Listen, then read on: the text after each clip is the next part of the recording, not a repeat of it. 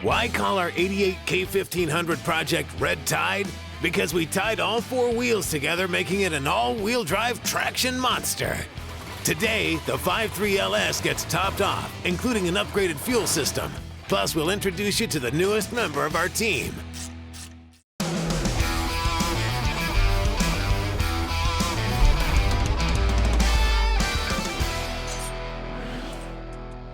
Welcome to the shop. Today we're going to be working on Project Red Tide. Now we're smack dab in the middle of an LS swap, and we just finished up a conversion to all-wheel drive, making this 88 K1500 truly a unique build. Now it has a 400 horsepower 5.3 sitting in between the frame rails, but we haven't heard it run yet. So today, that's what I'm going to focus on. I need to finish up some plumbing and then get some accessories bolted onto the front end of this engine, and then just maybe we'll hear it run. Our truck came equipped with a TBI style fuel system that put out around 12 pounds of fuel pressure, which just isn't going to cut it for that 5.3. So basically, we're starting over. I grabbed a factory style in-tank fuel pump assembly, and the only reason I did that is because our stock lines on the outside are actually fairly rusty, and I didn't want to risk it. And that's the same case for the hard lines that run down the frame. Now this pump, again, isn't going to cut it, so I'm replacing it with a Walbro 255 liter per hour in-tank electric fuel pump. Then the next stop that the fuel is going to make is to this GM fuel pressure regulator and filter assembly that we got in a kit from Summit Racing that comes with hose and push lock fittings that we need to complete the installation. Next up, we need a way to drive the accessories on the front of the engine. So I grabbed another kit from Summit Racing that came with everything we need, like an air conditioning compressor, passenger side brackets, tensioners, idlers, power steering reservoir, driver's side brackets, power steering pump, and the alternator. And we're going to get our installation started on the driver's side of the engine. This accessory drive will work with many different LS engines, and the spacer you need depends on your water pump and harmonic balancer. Both of ours are from a truck application. The bracket for the power steering reservoir goes on with the top two bolts. Now, the power steering pump bolts into the lower portion of the bracket, and a smooth idler pulley goes on. Next, the alternator slides into place, and the reservoir and hose for the power steering system now slide in, and a spring clamp holds it in place. The passenger side bracket goes on with two long bolts and a short Allen head screw.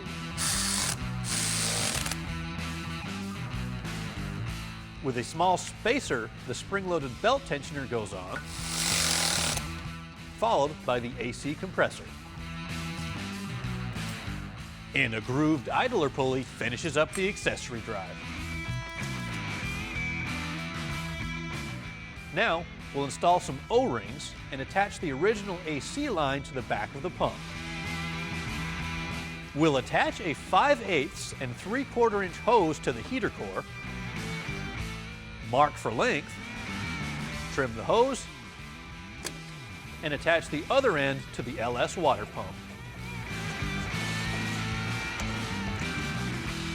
When you're shopping for all the small parts that you'll need to complete your engine swap, it can be very tempting to go out and get some custom one-off parts because they usually look great and function even better.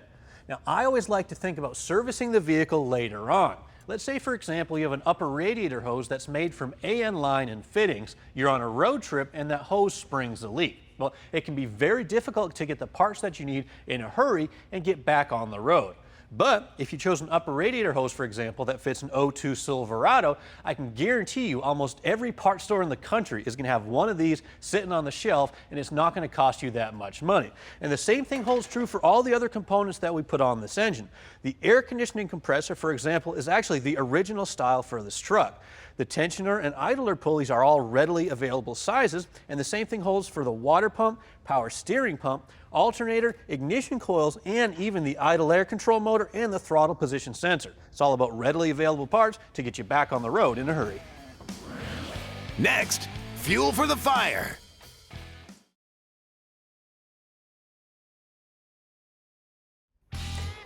Hey guys, welcome back to the shop. We're getting ready to start the fuel system on Red Tide, our 88 Chevy K1500, and we're starting out back at the tank.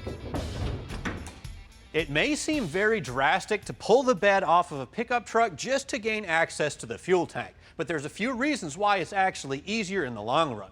Number one, this tank is nearly full of fuel, so it's very heavy. And number two, all these connections would be very difficult to access with the bed on the truck because you've got to reach your hand up between the bedside and over the frame to undo all these fittings. So it's much easier in the long run just to do it with the bed off the truck.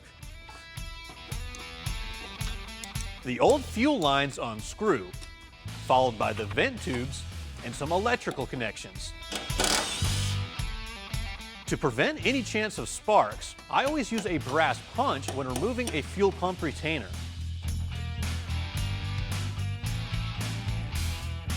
It's the same to me. Let's get to work. We'll start by removing the low pressure TBI fuel pump from the new hanger and unclip the pre-filter.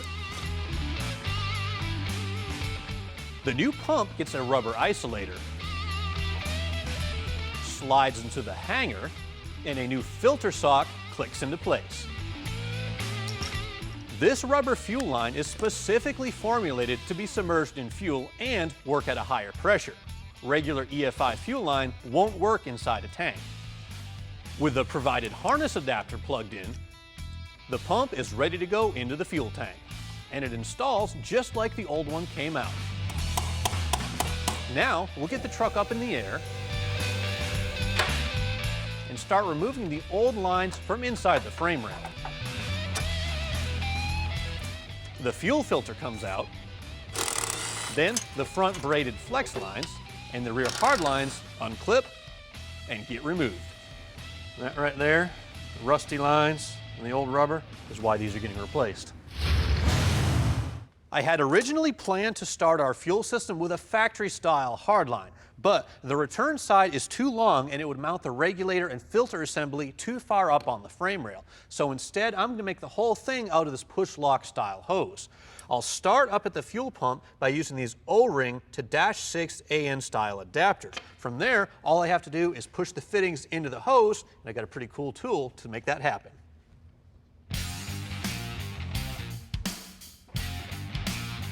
A little lube is applied to the fitting, and the hose gets clamped into the other end.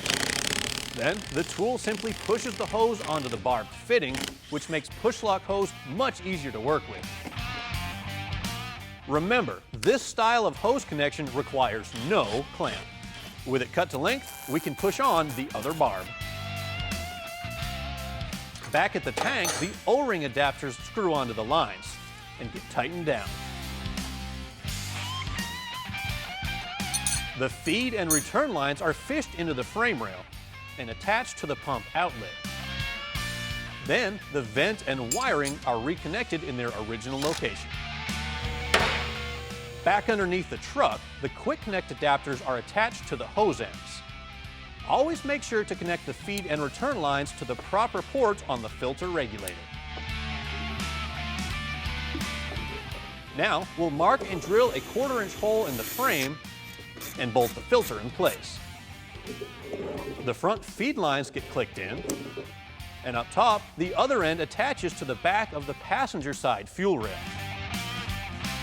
On the front, I'm attaching a small fuel pressure gauge, and a Holley crossover tube finishes up the installation of this fuel system.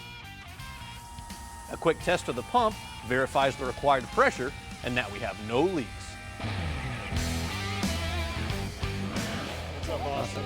Next, we meet the new guy. Nice to meet you.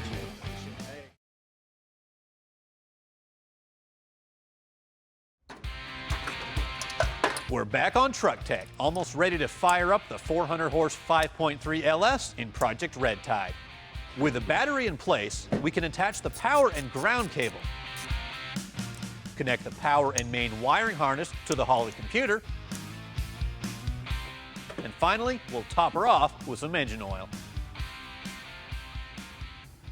Now, obviously, none of this wiring is permanently installed. I just wanted to take some time, get it thrown on there, and start the engine up just so I can make sure everything runs like it should and that we don't have any leaks. Plus, it's not like you need an excuse to hear an engine run with open headers. See if she fires. She just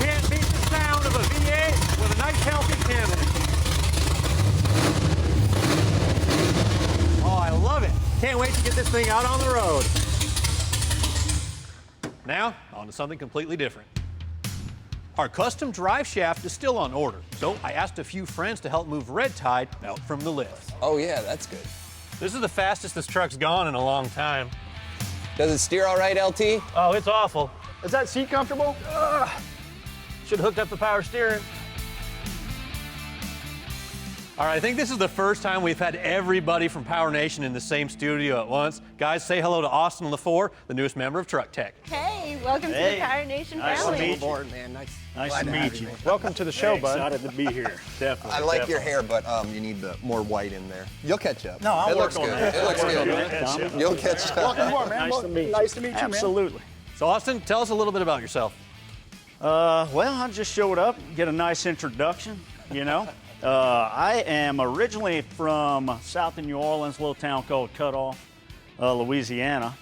Kind of grew up working on trucks, hot rods, race cars, more of metal fab, body work, paint type of stuff, gears. That makes LT very happy. Suspension. I can already tell that. Yeah, so I hear. But yeah, willing to lend a helping hand here, man, and get to work. I'm excited. One quick question. Who could give me a little advice working with this fella LT over here? First step, don't get his accent. Got it. So mine's is better. All right, I'll take it. Stay away from diesels. LT, I think you got that No, that's covered. bad advice. Man, That's I bad drive a advice? diesel. That's not good. Okay. 42-inch tires are bigger. All right. Got some work to do there. If you need something, he never comes up with it. How do I get as tall as LT? That's what I really He want. comes over, wants fittings and everything, and we always come through for him. I come over and need one little zip tie, and he doesn't have it. And don't adopt that, hey, I feel like this is deteriorating. I don't know, guys. come over and say, hey, you got that engine running? You know, I'll be tightening main bearings, right? Hey, you got that engine running? He's putting pressure on. Don't let him put any pressure on you. All noted. All noted. Definitely. Duly noted. Oh, man, I sound like a real pleasure to work with. LT, I'm excited, man. I'm glad to have you. I wouldn't listen to what any of these guys It's been lonely by myself here, Yeah, so no, I'm glad to have someone to talk to. I don't know how I'd take that one. Well, I don't know about you guys, but we should probably get something done today. We can leave these guys at it, huh? Absolutely. Pleasure to meet all of y'all, and it looks like me and LT got some work to do. That's right. Well, thanks for the horsepower, guys. Appreciate it. If you need something, we're right next door. We're down the hallway. We got a date with a dyno. Yeah. And if you need something, we won't be here. Next, we want to clean up the interior of the truck a little bit. So we'll get to work by first unbolting and removing the seats. But man, we gave you the hard job first day, huh? Yeah, let's yank them out.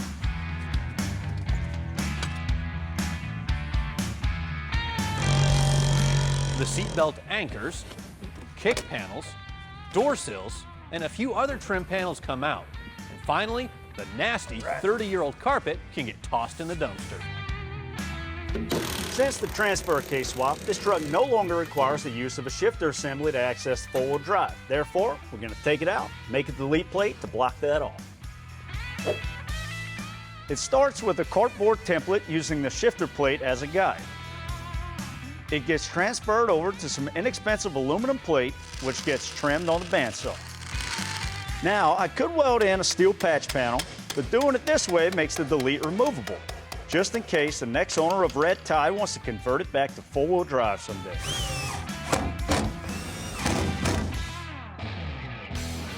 Next, freshening up your interior.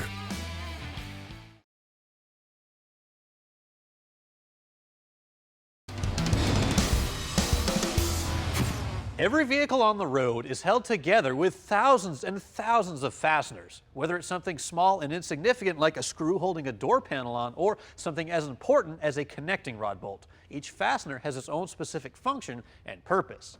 Now, for the majority of things that you tighten up on your vehicle, you don't need to take any special steps. Just tighten it down and go, whether it be an alternator or a fender.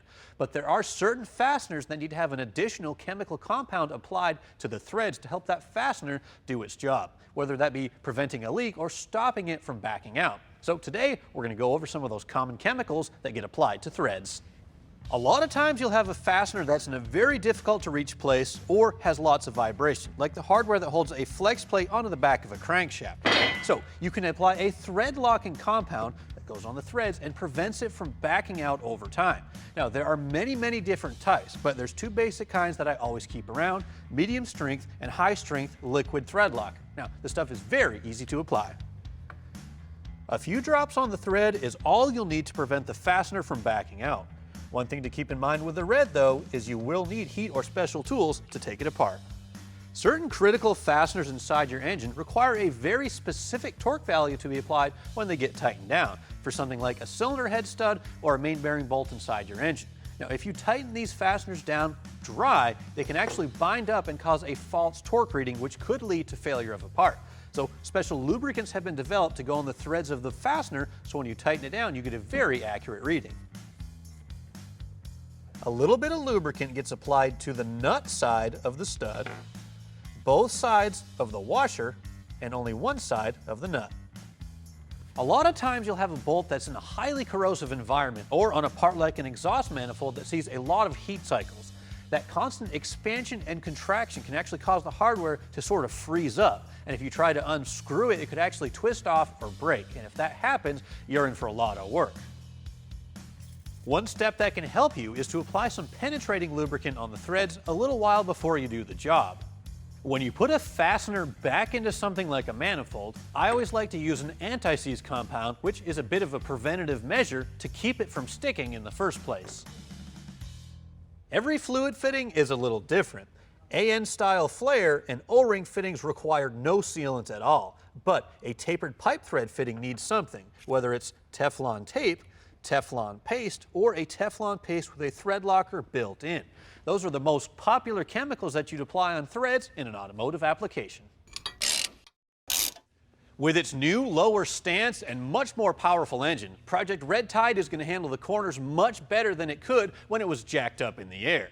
Now, we want to update the looks and function of the interior, so we went to Summit Racing and picked up a pair of Corbeau Baja RS reclining suspension seats. Now, normally you'd find these in an off-road style rig, but their design makes them very comfortable to use every single day. And the extra bolstering in the shoulder and hip area will keep us planted in those seats when we're slinging the truck around the corners.